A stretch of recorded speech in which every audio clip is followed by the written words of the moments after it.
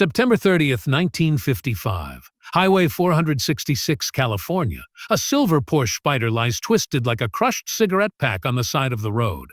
Inside, America's brightest star is dying at 24 years old. The death certificate is signed. The case is closed.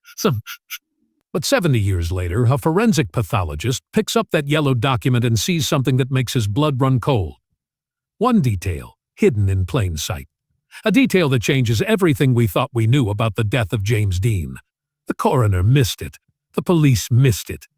The police missed it. The world missed it. Until now. Here is the story. Picture this. It's the mid-50s and Hollywood is burning bright. Technicolor dreams are being sold to a nation hungry for heroes. The war is over. Prosperity is here. But beneath the surface, something darker is brewing. A new kind of star is rising. Not the polished, perfect leading men of the golden age. No, this is something raw, something dangerous. James Dean is that star. At 24, he's already a legend.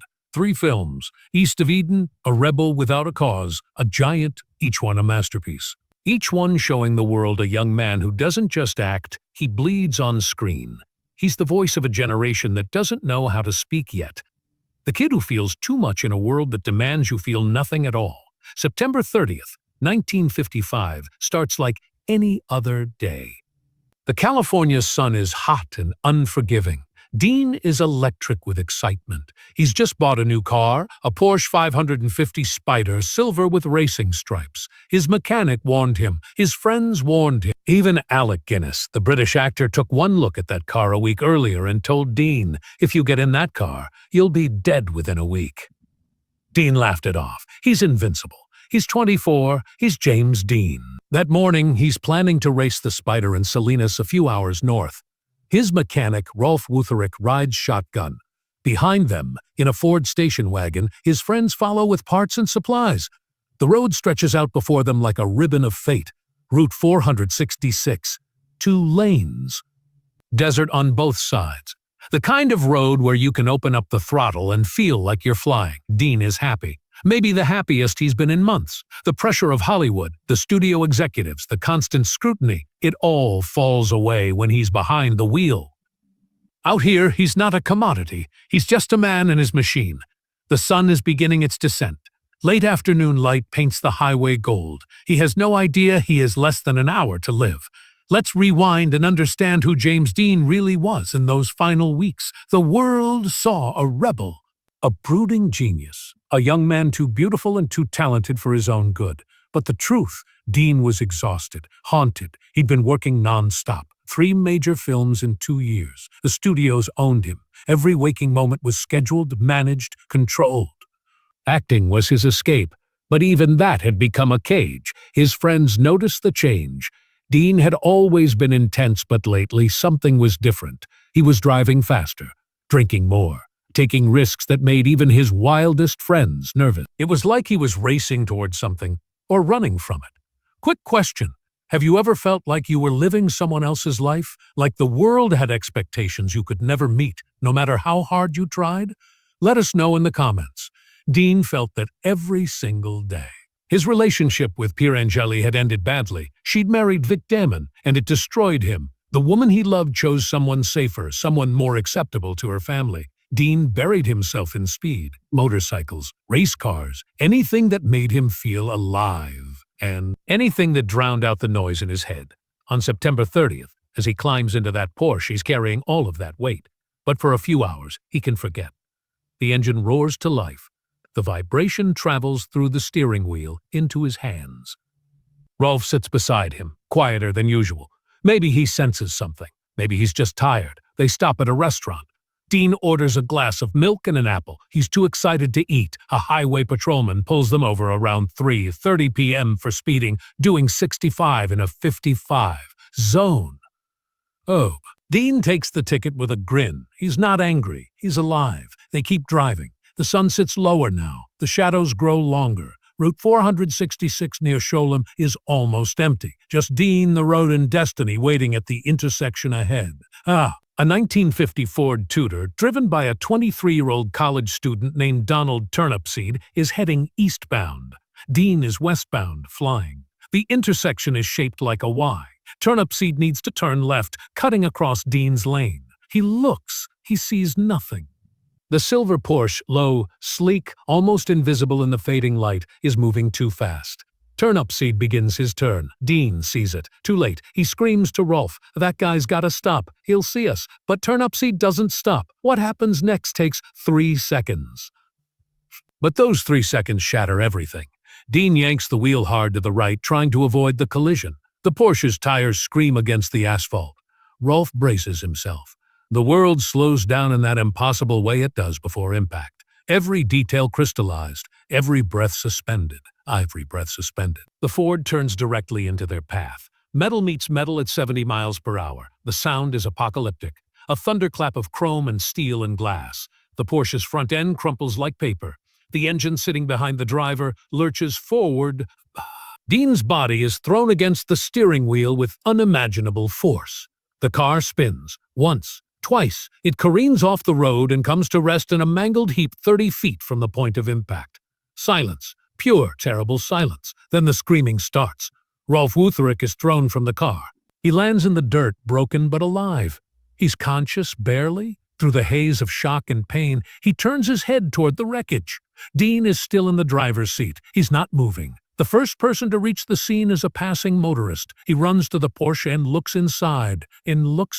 What he sees will haunt him for the rest of his life. James Dean is trapped in the twisted metal. His head is tilted back. His eyes are open. There's blood. So much blood. "Hey, can you hear me?" The motorist shouts. Nothing. An ambulance is called from Paso Robles, 28 miles away.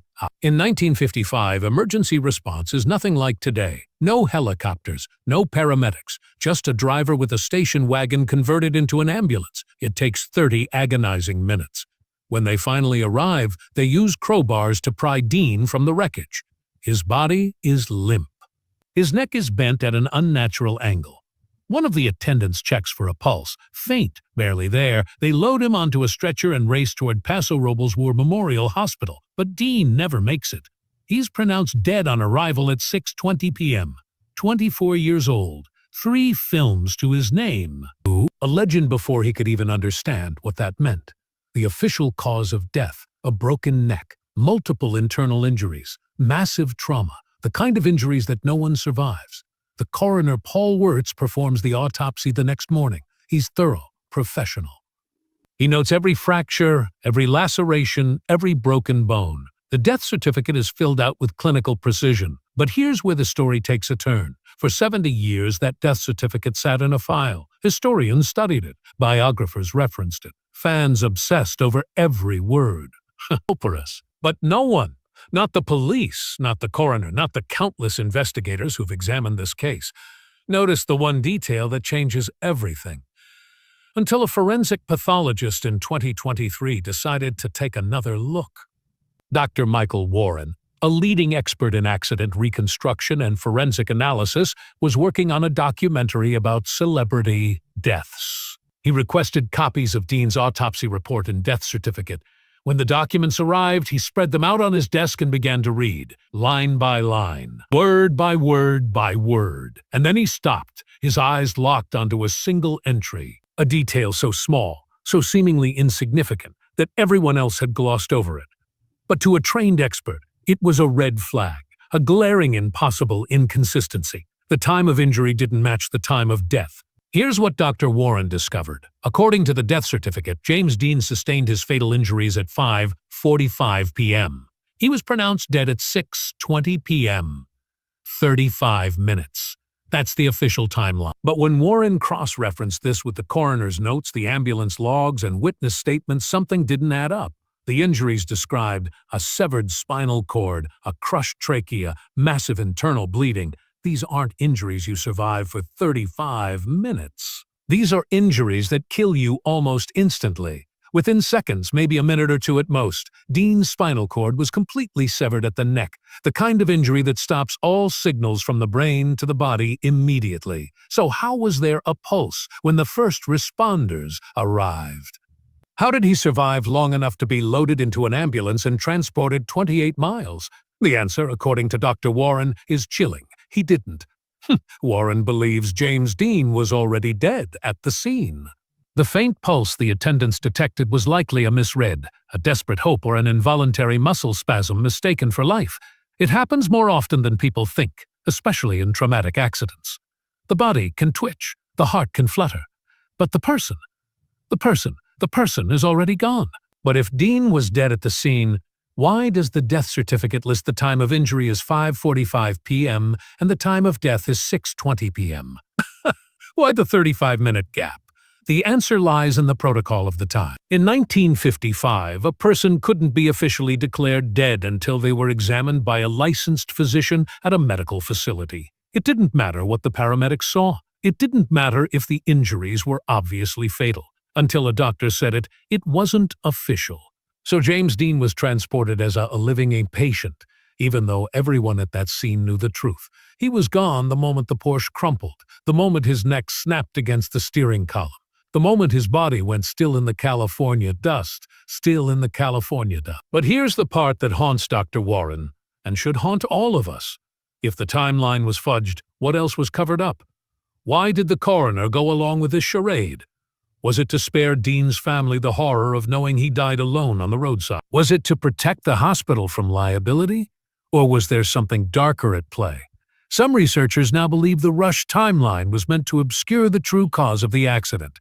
Donald Turnipseed, the driver of the Ford, was never charged. He claimed he didn't see Dean's car. The investigation concluded it was a tragic accident, nothing more. But if Dean died instantly, if there was no chance of survival, then questions arise: was Turnipseed truly at fault? Was Dean driving recklessly? Were there mechanical failures in the Porsche that were swept under the rug? The truth is, we'll never know for sure. But this one detail, this tiny inconsistency on a 70-year-old death certificate, opens a door that was thought to be closed forever. James Dean didn't just die on Highway 466, he became immortal. In the decades since, his legend has only grown. The rebel. The dreamer. The young man who burned too bright and too fast. But beneath the myth, there was a real person. A kid from Indiana who wanted to act, who wanted to be loved, who wanted to be loved, who wanted to feel something real in a world of pretense. And maybe that's the real tragedy, not the crash, the death certificate, but the fact that James Dean spent his whole life running from something he could never outrun himself. The detail Dr. Warren found doesn't change what happened. Dean is still gone. The Porsche is still twisted metal in a museum. But it does remind us of something important. The truth matters. Even 70 years later, even when it's uncomfortable, even when it forces us to question the stories we've been told. Because James Dean deserved better than to have his death reduced to a footnote. He deserved better than to be a cautionary tale. He deserved to be remembered as a human being. Flawed, complicated, beautiful. So here's the question I want to leave you with. If you had one more day to live, what would you do differently? Would you drive faster or slower? Would you take the risk or play it safe? Would you live like James Dean, wild and free, or would you choose another path? Drop your answer in the comments, and while you're there, hit that subscribe button, because this channel is dedicated to uncovering the truth behind the legends, the stories Hollywood doesn't want you to know. Oh, James Dean died 70 years ago, but his spirit, the restless, searching, beautiful spirit, lives on in everyone who refuses to settle, everyone who demands more from life. Everyone who drives into the sunset, even when they know the road ahead is dangerous. And unfortunately, they don't make men like James Dean anymore.